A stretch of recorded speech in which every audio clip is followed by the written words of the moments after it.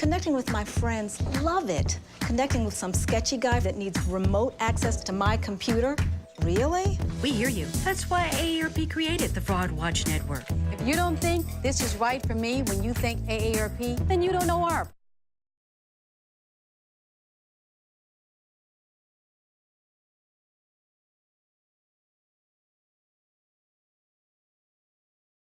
Good morning and welcome to our Rebuilding Smarter panel for lunch. I know there's people still grabbing their lunch outside, but in the interest of time, we're going to get started.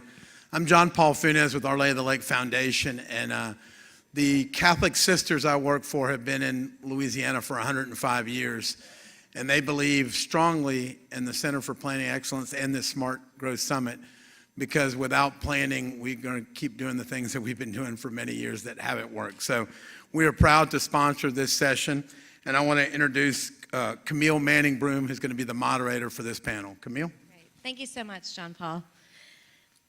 So twice this year, Louisiana has had historic flooding events, 500 and 1,000-year event, which is basically a statistical analysis of a 0.02 chance of a flood event occurring in any given year. So that means either 2016 was a ridiculous statistical anomaly, or we're seeing these events, these flooding events occur more frequently and in more areas around the country and the globe. And we're a low-lying state in a hurricane-prone subtropical area and at the bottom of a continental river drainage system. And so what do we need to do if we're going to live and thrive in a flood-prone area? Luckily, we have this brilliant panel that's come together to talk about this discussion and the challenges that we face ahead, but also the opportunities that are embedded within those challenges.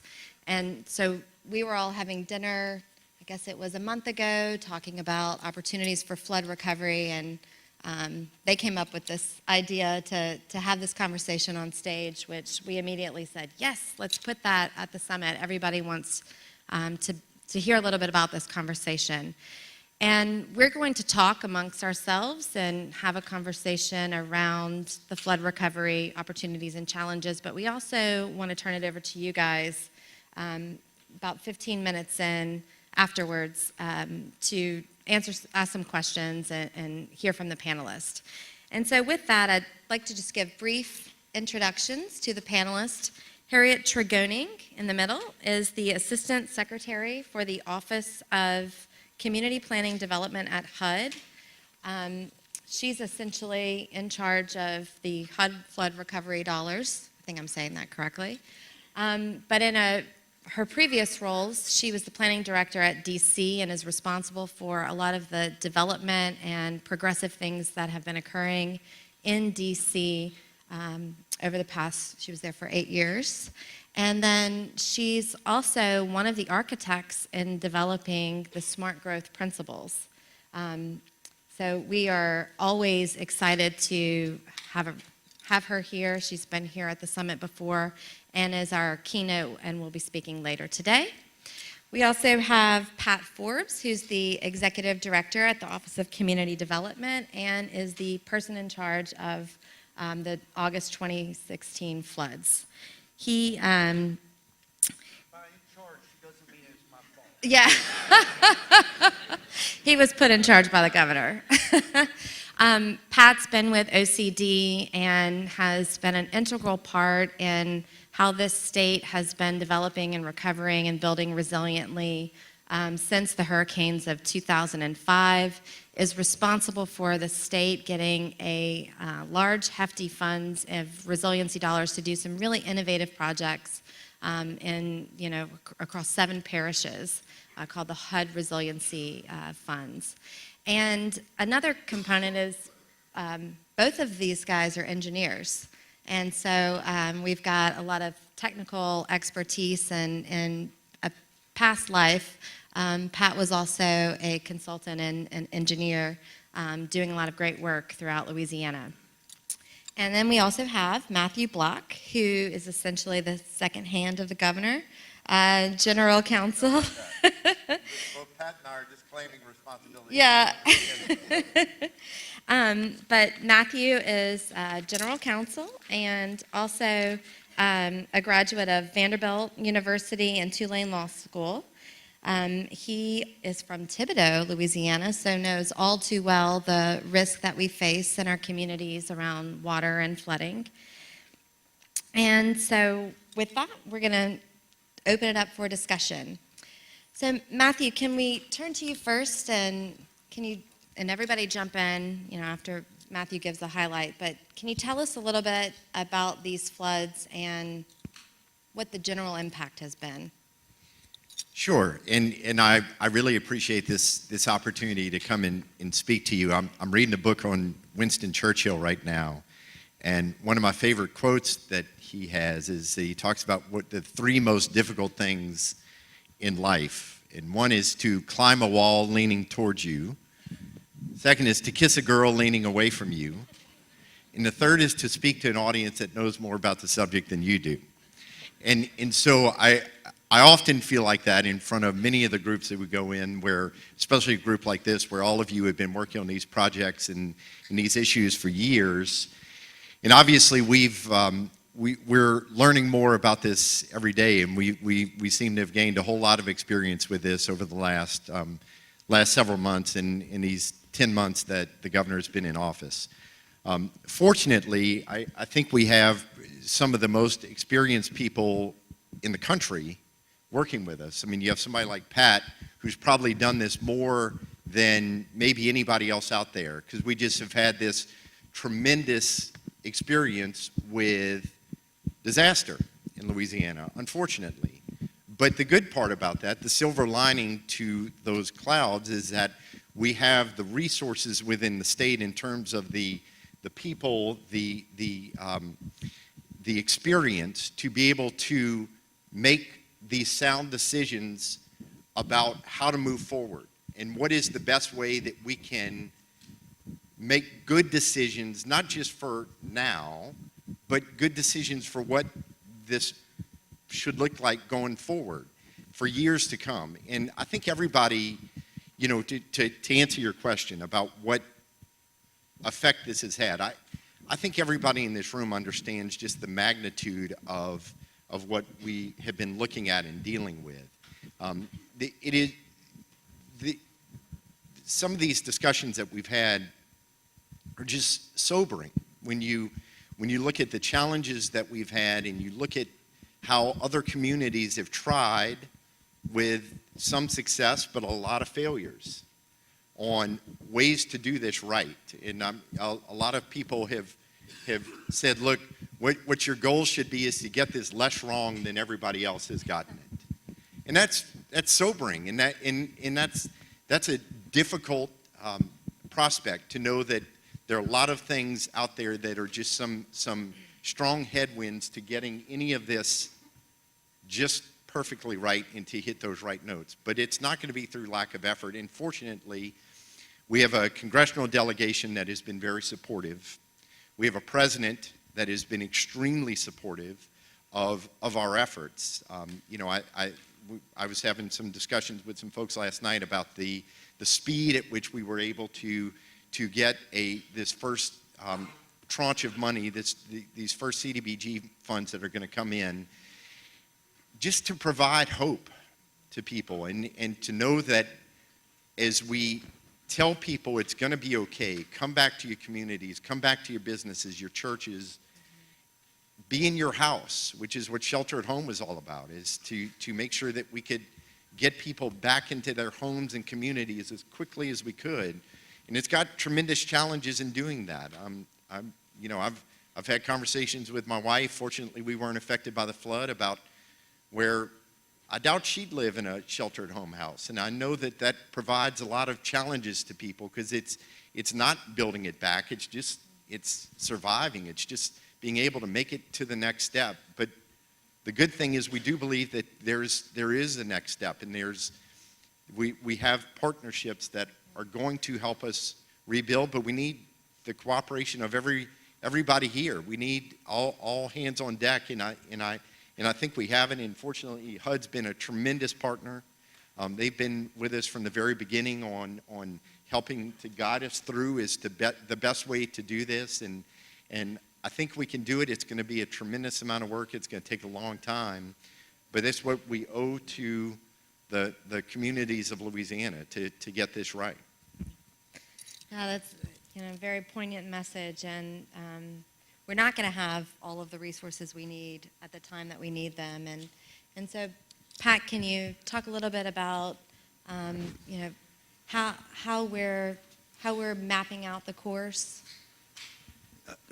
Sure, and thanks for having me here today. This is a great chance to talk through sort of some of the things that we think these areas that have been impacted can actually reach for as we recover from this, as opposed to just not dying. There's something more than just not dying, and that's being better, more resilient when we're done. And so we have the opportunity to do that, but it's going to take a lot of conversation. The reason we have an opportunity to do it is because we were hit by the fourth costliest disaster in U.S. history, flood disaster in U.S. history.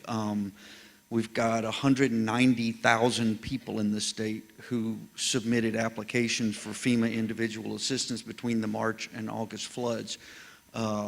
That's more than comparable to the number of people in New Jersey who were hit by Sandy or New York who were hit by Sandy. The numbers are crazy, and if any of you, anybody who was impacted, very sorry for you. If you were not impacted but have driven out through Livingston Parish or Ascension Parish, lots of other places, Ouachita Parish, you can see there's still devastation there, and people are, the recovery will take a long time, but I mean, people are still just don't have a place to live, and so that is the struggle of planning for this. Is everybody wants to move very fast, and everybody wants to get it right, and those things are both extremely important and extremely difficult to do together. But I think that we do, for better or worse, have a great deal of experience here in the state in dealing with disasters. In fact, we export our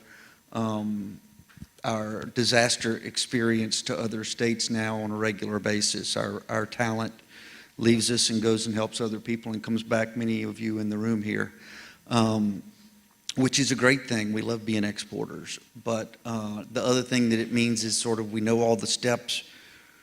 We also know that if we keep our heads clear and we work with people who were impacted and or who are in the impacted communities, that we can make sure we have that better future, that smarter, safer future than what we had before the floods came. But the floods are a wake-up call.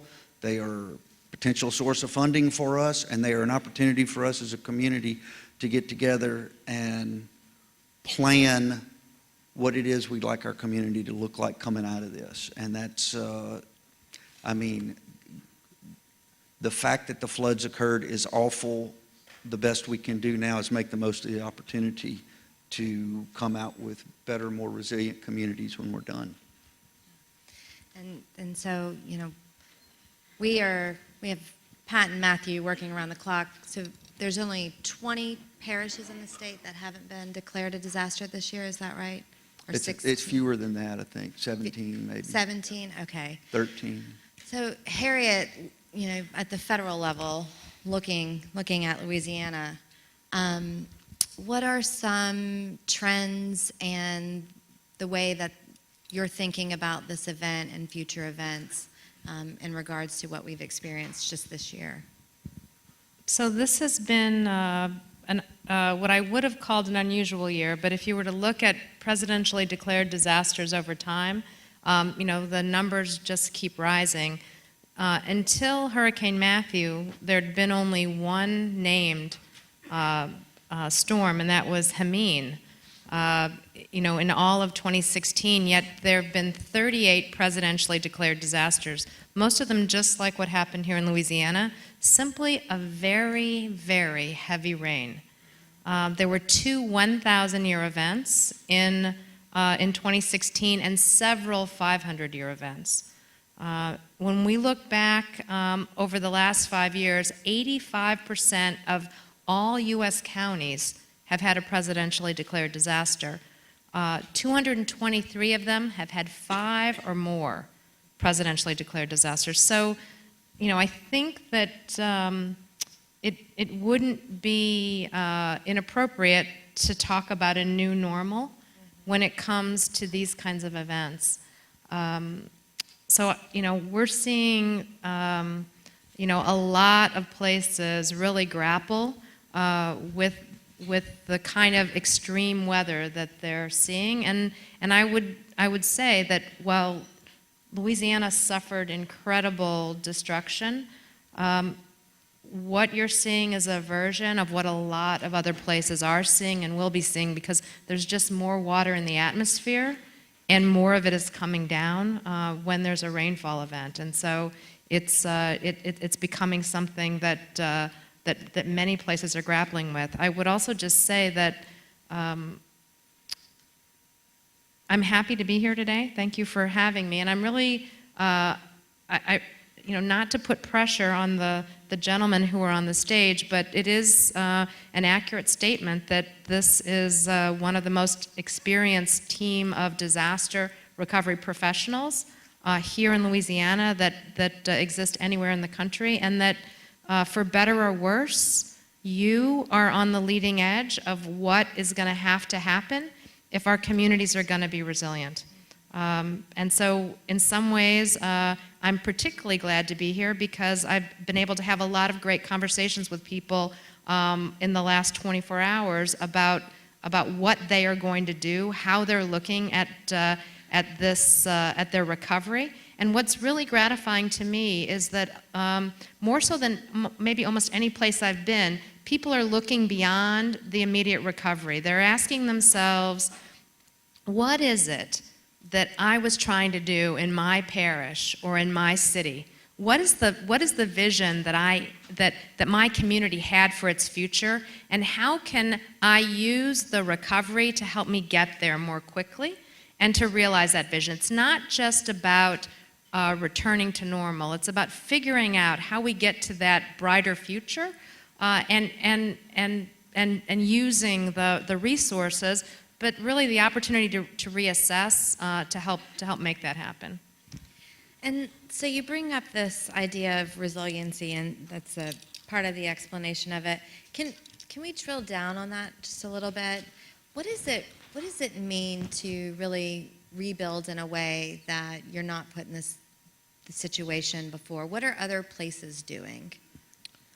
So it's not a simple answer, right? I mean, resilience, kind of broadly speaking, is the ability to suffer a shock or a stress and to be able to deal with it, and maybe even use the event to catapult you toward that future that you want to see. But I think that for a lot of communities, it starts with figuring out what are the things about my community that make me vulnerable. It might be that you're a one-company town, right? So you really rely on a single employer that might be located in a flood-prone area. It might be that you've got a lot of poverty and unemployment, and certainly poverty makes you extremely vulnerable to disasters. Very few resources to be able to recover. It can set a family back a generation or more. Vulnerability might also come from the types of populations that you have. Maybe you have a large elderly population in your community, and they're vulnerable to disasters. People also are looking at, well, let's not just think about the past disaster that we just suffered. What are our risks going forward, right? And a lot of communities are thinking not just about their disaster risk, but some places are thinking about their economic risk, right? We've just are recovering from the Great Recession, and different places fared extremely differently. Are those economic shocks in our future? Almost certainly. what are the things that help places be resilient, in the face of those things? That resilience kind of works for any kind of a shock or stress. It means, having choices, employment choices, transportation choices, housing choices. It means having diversity in your city, a diversity of employment, a diversity of people. It means maybe having a lot of social capital and social cohesion. People know each other. They're used to working together. Organizations have partnerships with each other. Those relationships are a huge part of resilience. So I think people are trying to break it down and not just react to the last bad thing that happened to them so that they could build that in because, Louisiana might be the most flood-prone place in America.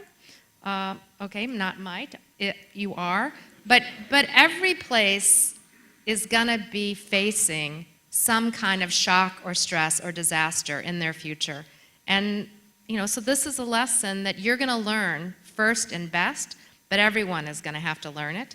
And so that's why I think we're excited to be here, excited to be having this conversation, and really looking forward to the discussion. So, Pat, Matthew, we've been working in Louisiana communities from really small towns. We understand the culture. We have resiliency in our nature. However, we can't go in and start talking about resiliency in a lot of the communities.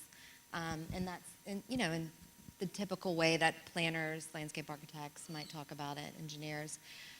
What do you think about how we're going to be able to actually make some changes at the local level so that we change the pattern of development, or so that we change the way that we've been building our communities? Let me just big picture this, at least from what I believe the governor's looking at, and Pat can get into some more of the details on it. But you mentioned I'm from Lafourche Parish. We haven't called it resiliency, but we've been talking about this for years, right? How do we survive with the issues that we have with the destruction of the coast, and what short-term and long-term choices do we have to make about how we survive? We didn't use the term resiliency, but that's what it is, right? And so, and there are all these competing interests that are a part of this. And so, the governor asked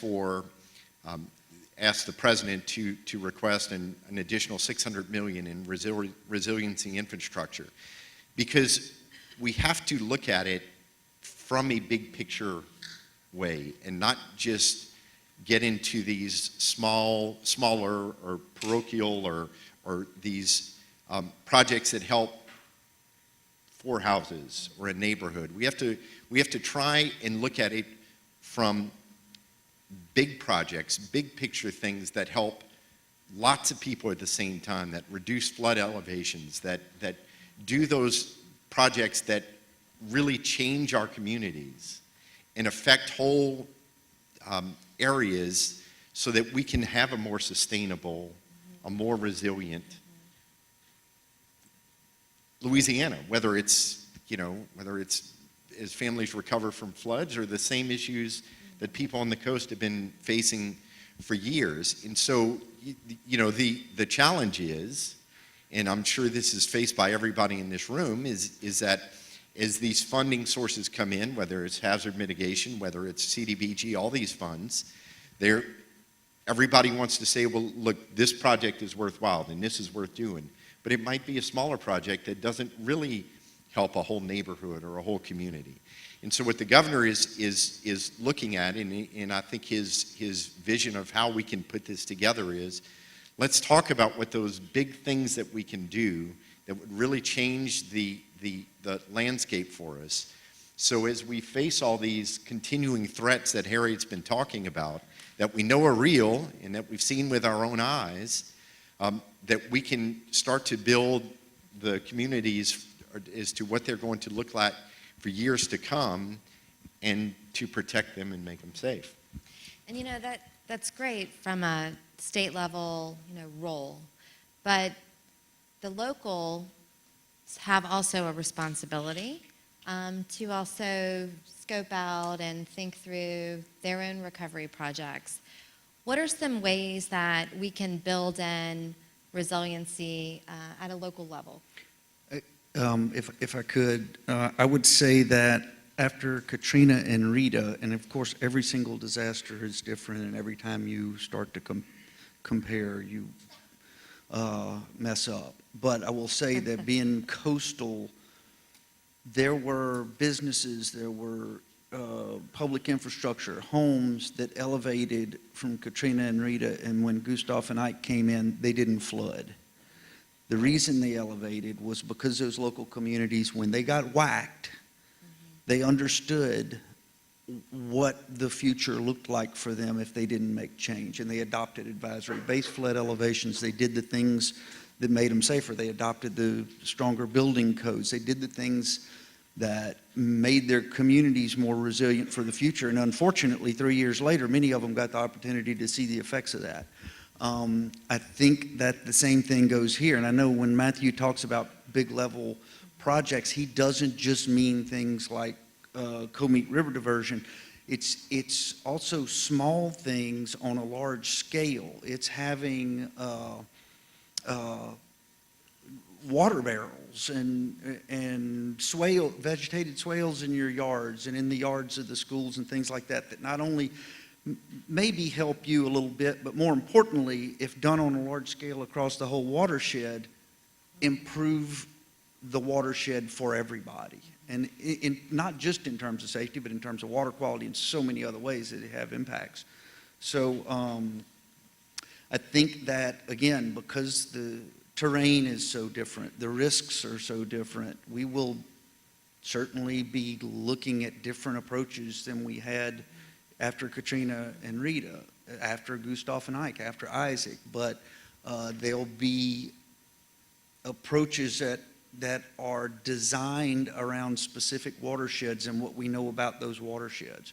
And absolutely, it's going to take buy-in. It's going to cross city lines, parish lines, state lines in some cases, and we'll have to figure out ways to do that. Well, I think what we know since Katrina is that the way you do that is get people to talk to each other and to sit down and tell you what they see as what the problems are and what the approach is. It's really the only way. And so that's what we'll be doing a lot of. And just to take it down one level from the bigger picture to down to the scale, Herrick, can you give us some really concrete examples from other places that have been building in stormwater management resiliency at a systems approach?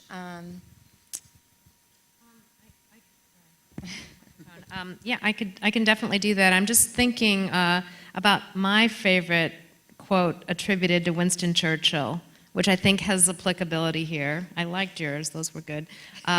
Supposedly, near the end of the war, Churchill turned to his colleagues and said, "Gentlemen," because there were only men in the cabinet, "we're out of money. Now we have to think." That sounds familiar.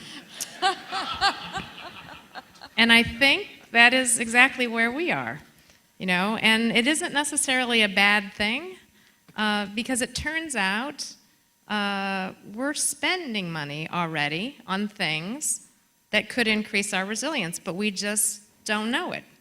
You know, we're building schools, we're creating parks, we're putting in sidewalks and improving streets. We're, you know, we're doing this work every day at the state level, at the local level. Every one of those projects I mentioned and more could be tweaked to increase the capacity of those projects to manage water.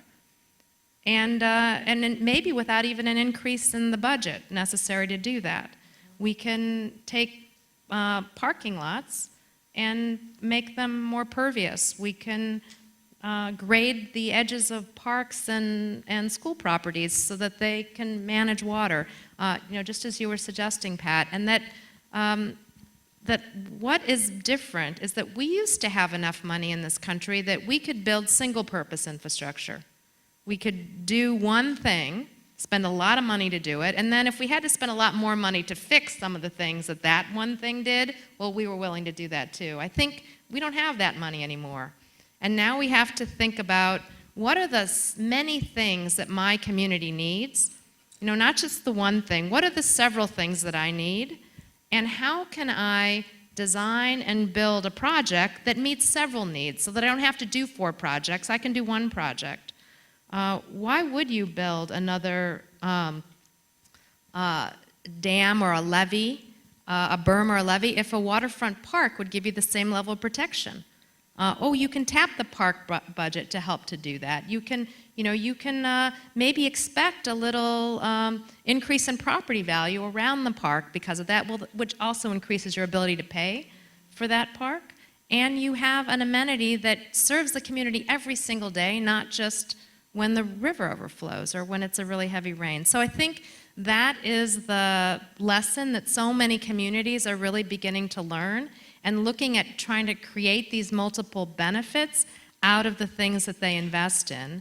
And they're looking to make that thing that gives them resiliency not just be a thing that protects them against a disaster, but that park is a place where people come together. That nonprofit that you form to manage the activities in the park brings together the members of the community. So there's more social capital there. Places are really thinking of, very deliberately, very thoughtfully about how they get multiple benefits out of that dollar that they're going to spend, and how they can tap multiple sources of funding to do that. And in so many ways, that is a better approach than what we would do if we were swimming in money. Now, would I like to have more money? Yes. I would have liked that that this wasn't an installment for Louisiana, but the money that the governor requested or that the president requested came. But I do think there will be more funds. And I think that the challenge is going to be, to have that same kind of alignment. What is your community trying to do? Like, what is its ambition for itself? How do you align those goals with the recovery dollars so that you're getting that twofer and that threefer? You're not just recovering from the disaster, you are making your community stronger, and you're getting closer to the place that you aspire to be, and you're addressing the needs of the people who have the greatest vulnerability, because that vulnerability affects your whole community every day, not just on the days that there's a disaster. And I think that kind of way of approaching it is harder. It takes more time, but I think it gets so much better results in places, and that is the opportunity that's in front of you now. I would say, interestingly, also maybe for better or for worse, but because of our coastal land loss issue, we have the CPRA now, and they have been looking at risk in the coastal areas from storm surge primarily, but still, even before the floods this summer, as a state, we're starting to look at if we've got a lot of money to invest in roads, in schools, and all these things that Harriet's talking about, and how do we at least make sure that we make those investments cognizant of the risks in the place we're about to make the investment? And further, why don't we make them so that they even can reduce those risks? And so I think that we have a little bit of a head start from other states at the state level, but that's still got to permeate the whole system for us to really make it work. And some of it is changing the conversation, obviously, but also the way we are linking our natural systems with our built environment. Have we been doing a good job of that?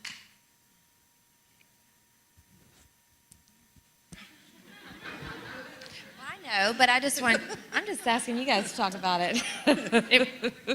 I thought it might be a rhetorical question. Was it? I mean, no. We've thought, not here in Louisiana, across the entire country, across the entire world, that we could simply overpower, right, the natural systems and bend them to our will, and it's really not working out for us. So, I think we're having to absolutely rethink, how we do that. We have systems in place, either programmatic, policy, the ways in which we do things. How are we going to change that? How are we going to link these layers together and rebuild? I will say something about this, but I'll let Pat kind of, or Matthew have the next or final word. I mean, so I've been a government official for a while, so I'm a Fed right now, but I was a local official before that, and I was a state official before that. Government is kind of risk averse, right? It doesn't really love to fail. You know, it kind of hates to fail. Yet, what we're going to have to do, government at every level, is try new things. We're going to have to do things we've never done before. We're going to have to really risk making mistakes and failing, because we can't do what we've been doing. That's a sure recipe for failure. So we're going to have to step out into uncharted territory and try different things, and hopefully, you know, develop new systems and new approaches, you know, with our colleagues, with our citizens, with our fellow agencies, with the private sector, and again, see if we can get that alignment of interests, that we're, you know, everyone in this room has an aspiration for their community, for their business, for their organization. It's not tattooed on our foreheads, but if someone asked you what it was, you could probably tell them. We need to have those conversations so we can get that alignment between what it is that people are wanting to do, because we have a lot of common interests that we haven't needed to or bothered to understand or try to suss out, but we're entering a period where we're going to have to invent new ways of doing things. And no pressure, folks in the room, I am really relying on the state of Louisiana and the parishes in Louisiana and the citizens of Louisiana to really make this recovery the best recovery from any disaster that anyone in this country has ever seen. And you have the experience, the proven grit and resilience to do it, and you know, that's really, you know, no pressure, that's just what I expect. That's always our goal. I would say to your question specifically, I think that we have developed over the long term in a way that we didn't consider the natural environment in which we were building. And obviously we can't keep doing that, but I think that the only way that you can reverse that trend, and what has been done in many other places, is educating people about where they live, about the watersheds in which they live, about what affects the place that they live externally and internally.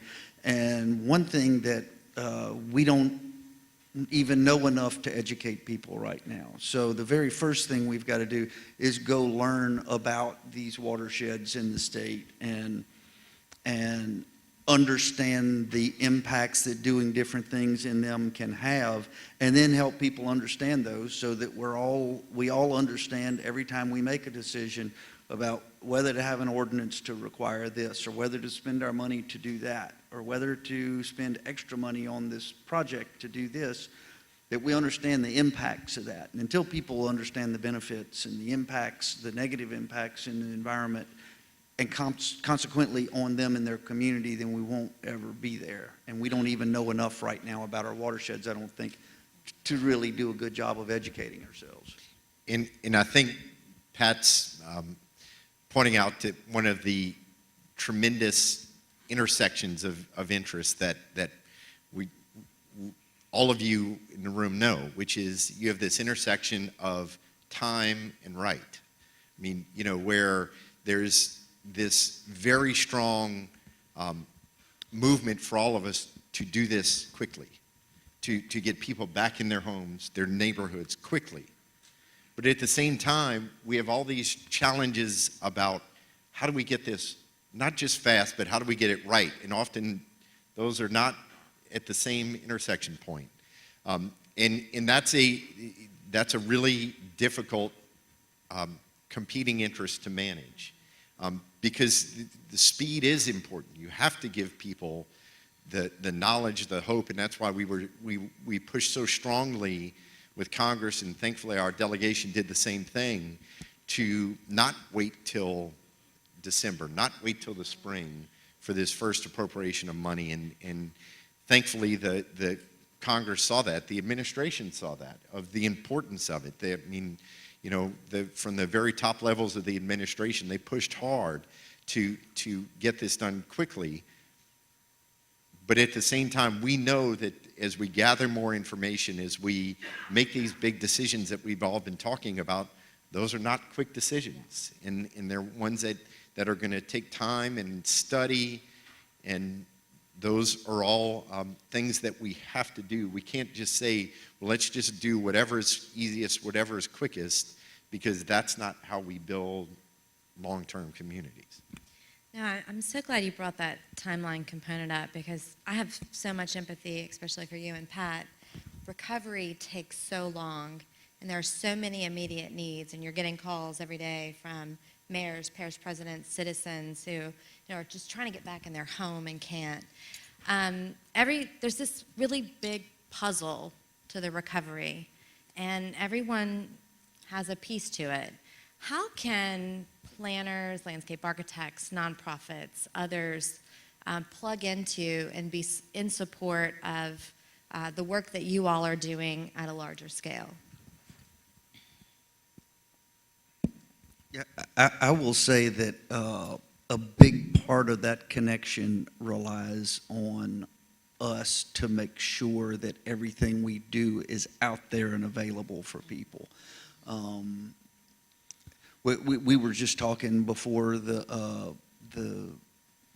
meeting that there are already a bunch of planning efforts going on, some other planning efforts being planned, and if those things are not all connected to each other, it's way worse than a lost opportunity. It's potentially disastrous.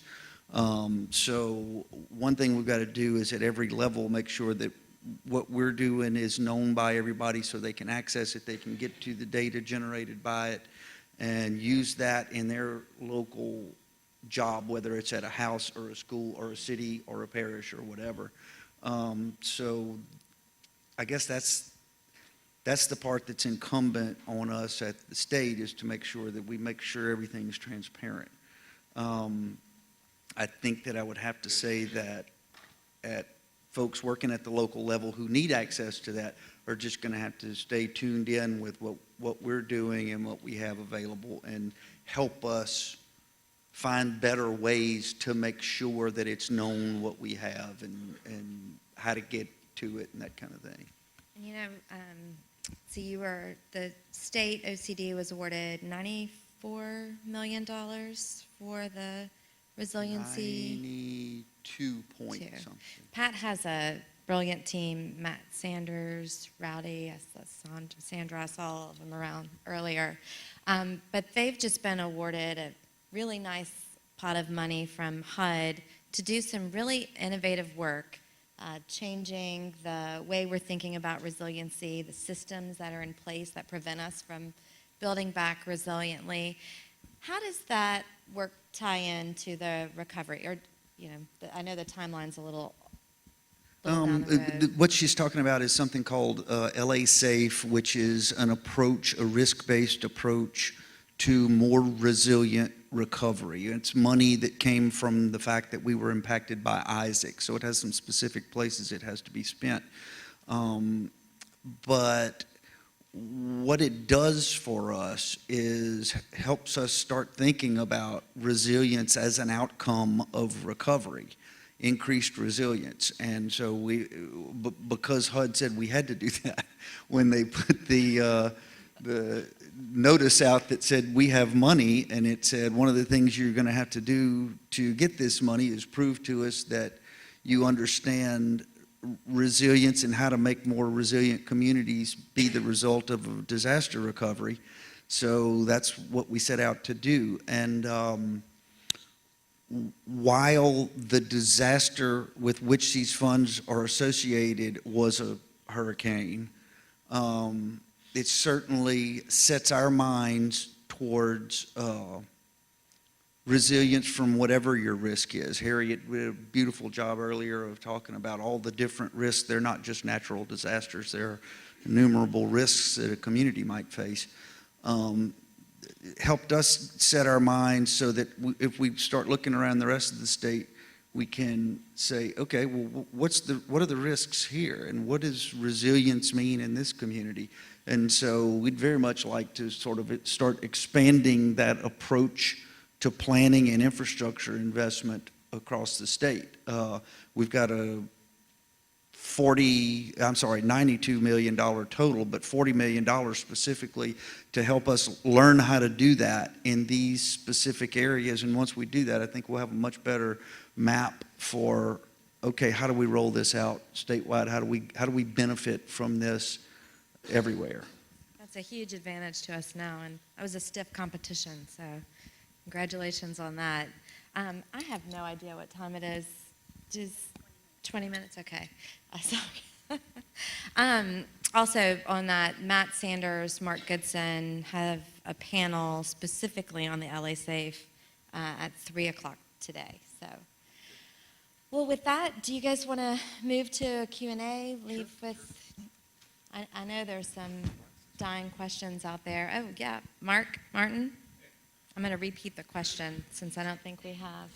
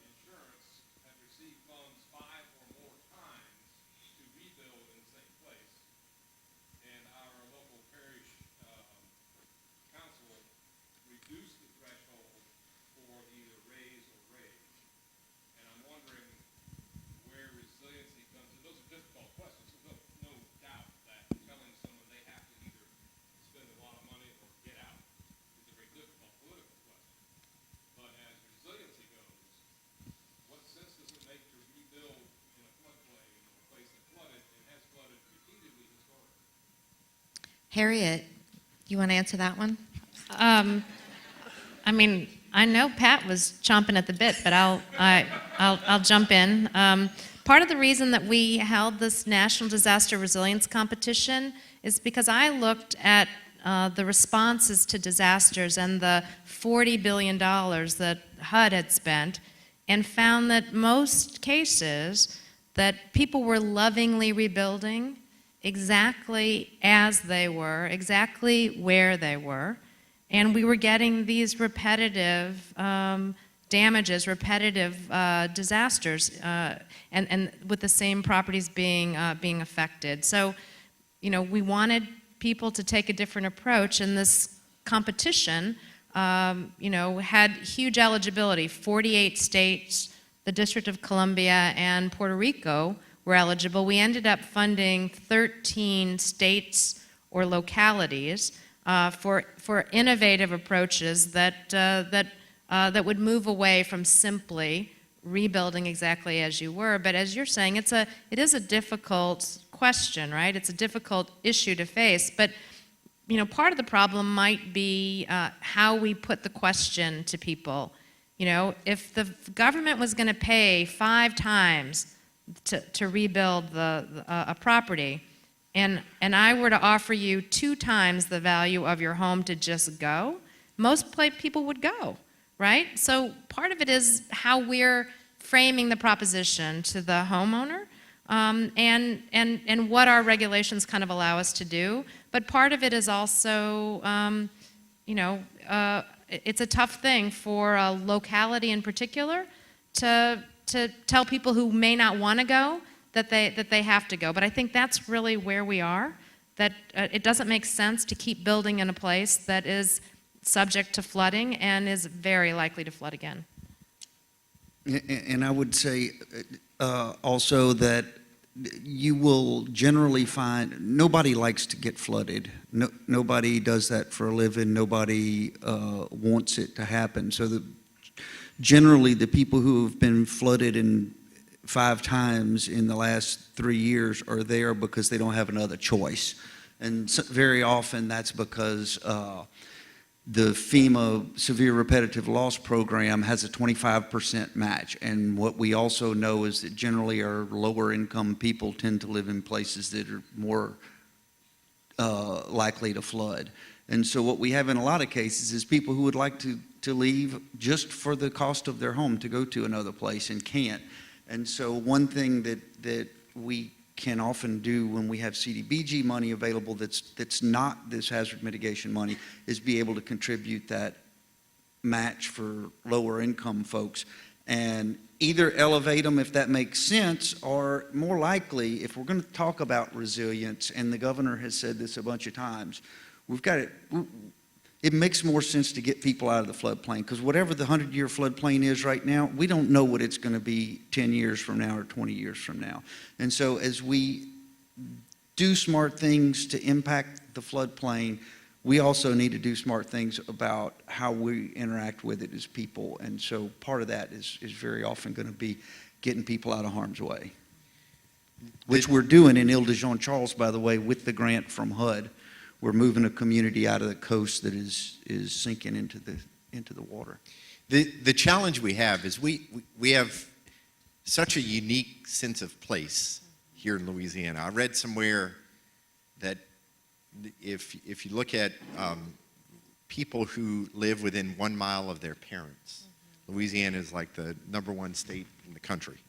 We just have a very unique place that this is home, and those communities are not just places to live, they're home. Their parents live down the street, their brother lives a quarter mile away. And so it's not just saying, okay, well, you know, look, you flooded, and so we're going to find another place for you to live. That's home. And so it's such a challenge to balance that interest of trying to make sure that we can be respectful of that identity that people have. These are not just communities that just because they're close to their place of work, but it's who they are. And so we need to be respectful of that, and we need to make sure that we balance those interests in the right way so that we can build better, stronger communities while at the same time making sure that we don't change our identity of who we are as Louisianians.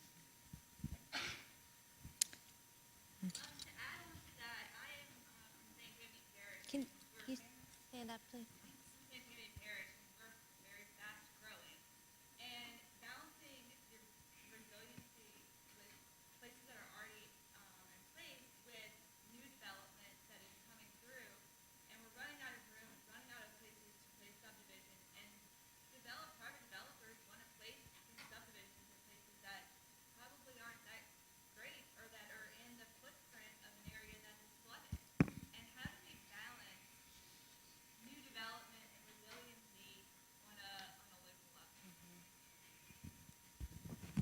So I love my friends who are home builders. You know, I think they do great work. But this is how they themselves describe their industry: blow and go. So they don't have a long-term interest, right? They sell those homes and then they move on to the next development. And I have to say, it really falls on government, you know, to look out for the people who are going to live in those houses and basically say, you know, not all land is suitable for development. And that's been the job of local governments forever, right? Not steep slopes, not in places that are, you know, next to nuclear power plants or, you know, next to, you know, you get the idea. So this is no different. You know, I think those are restrictions that local governments need to enforce, that places that are likely to prove hazardous shouldn't be places where families and children live. Barrett? Is that Barrett? Sorry. Yeah. One could argue that the reason that we can't affect major change after an incident like this is because we don't plan prior to the event so that we have a plan in place ready to implement in the event of a disaster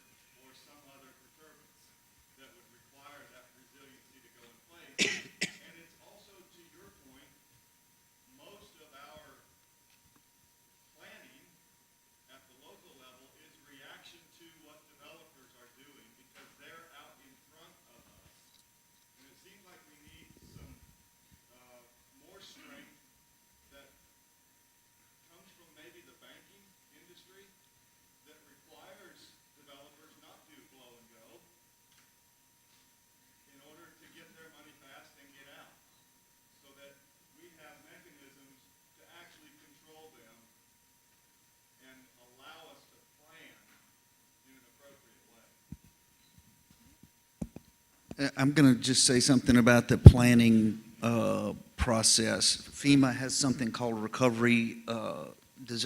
National Disaster Recovery Framework, which is about planning, and it recognizes that we've got to be planning before a disaster ever hits, so that whenever it hits, even if it's different from what we expected, we've got something in place. In fact, after Gustav and Ike, we used some disaster recovery funds for something called Comprehensive Resiliency Program, where we paid for exactly what you just described, a recovery plan, if you will, before the disaster hit these communities so they could be ready for the next one. How do we go make sure that's available everywhere and to every community? I don't know. We're trying. We have taken steps to try to make those things available, but using this National Disaster Recovery Framework, I think, is going to be an important step. And so you're right. We got to figure out how to make that available to everybody. But you don't get anything if you don't get the community driving and participating in that process. In the unfortunate reality is we'd much rather pay for the pound of cure than the ounce of prevention, right? In that, because that costs money. And unfortunately, we're in the situation where you only get the funds to do those big things after disasters, after terrible things have happened. And so even the project that Pat was talking about, LA Safe, is because of disasters that have happened. So that's the problem is all of that is critically important, yet there's neither the real motivation nor the funding to do those things beforehand that you get afterwards. And it would be much more economical to do it before. Of course it would, absolutely. So FEMA put out a proposal earlier this year for something that they called a disaster deductible. And it was an attempt to do kind of what you're suggesting, which is to get, again, better alignment between the actions of states and localities and the kind of money they could expect to receive if there was a disaster, right? So that they were trying to figure out, is there a way to make states and localities more of a partner with us so that people would have the incentive to act in advance of a disaster and lower their risk so that FEMA would have less to pay when there was a disaster? And let's be clear, when there is a disaster, it's not paid for. Insurance, coverage is relatively spotty. You asked for almost $3 billion. So far you got $500 million, right? I mean, the consequences to a community are profound. And maybe you can do a big project, but lots and lots of families and businesses, have suffered immeasurably because of it, and some never got any money for any kind of recovery. So, there is absolutely a cost to not doing something, but we haven't yet figured out how to send that signal, right? Many of you, all of you have agency. You have a property. You run a business. You have an organization. And would you be able to tell anyone right now what you could be doing,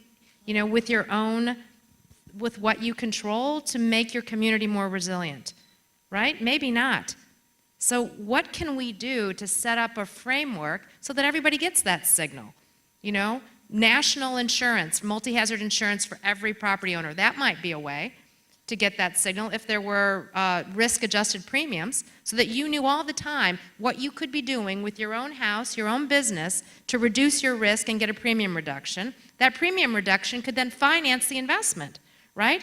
We set up something like that when I was a local official in DC around stormwater.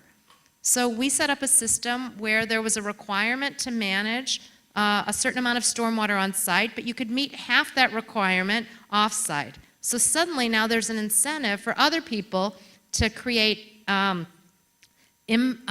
pervious surface and capacity to manage stormwater because they can sell that capacity to the person who had the requirement.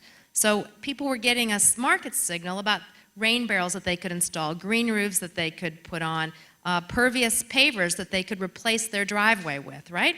Because there was an incentive to do that, and that became a mechanism for financing that investment. So I think that's the kind of thing that we need to think about. What's the system we could put in place that would give people that information, send them that signal, so that it's not just the federal government acting or the state government acting or the parish government acting, but everybody gets a signal about what they could do to lower their risk.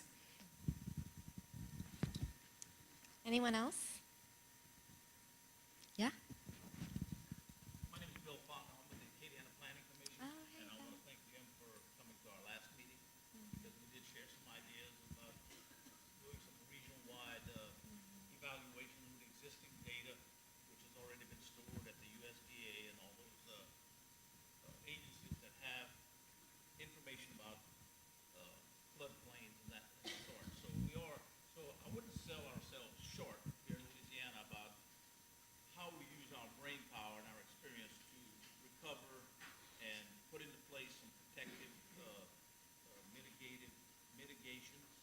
Like Jim said earlier, there have been some homes now that do not flood because of actions that were taken with federal funds. So let's not fool ourselves or put hopes in the minds of citizens that we design things to overcome 800-year storms. I mean, that is something that's just not done. So let's not, carry that burden on our shoulders. We're not going to solve that.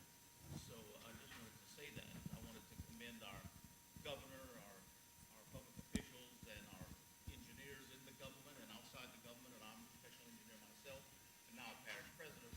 There are just some things that we have to accept that are disasters, but certainly we want to use our brain power to make it better, as you suggested with the pervious sidewalks and those kind of things. Those are technologies that we are using today, and we are learning from our experiences. So I just want to say something positive about all this. Oh, thank you. I know people want full recovery, but there are just some things that you just can't reasonably overcome. So we can't put that all on the government. I hope my point was not misunderstood. I think we are extremely resilient and extremely adaptive. That was really my point about after Katrina and Rita, is that people saw what the problem was and said, yeah, we've got to do things differently. And I'm perfectly convinced the meeting we had in Acadiana was wonderful. Everybody is looking around the table and going, yeah, we got to work together, and we got to do these things that we didn't know were smart before, but we know that now. So Yeah, and given this discussion and the situation, this could have been a real doomsday conversation, but I thought it was incredibly productive. I thank all of you so much for everything that you're doing. Each and every one of us has someone, either ourselves or someone that we know that's been impacted, and we're raising our children here, we're retiring here, this is our home, this is our part of our identity, and we all want to be part of the solution. And so I'm grateful that we were able to have this opportunity in this setting to have you incredible people that are, doing great things for our state. Really, really thank you. With that, I think we have the governor that's going to be coming on. Let me thank our panel. What a wonderful job Camille and her. So I'm going to ask those of you on the end, if you don't mind, kind of move in. There are a lot of people standing. I guess it could be for the next speaker. I don't know. But it would be nice for you to pull in a little bit and let people sit down. And y'all are finished. Again, thanks to our panel. What amazing group. While you're getting settled, I would like to again thank our sponsor, Our Lady of the Lake Foundation, for this amazing panel, and John Paul Funes, president of the foundation. Could I have your attention? I also wanted to welcome Senator Sharon Weston Broome, another mayoral candidate. We're proud to have you here, Sharon. Could you give her a hand? I've already recognized some other candidates that were here, so I'm recognizing y'all again. Matt Watson, Ken Peratt, Barbara Freiberg, thank you.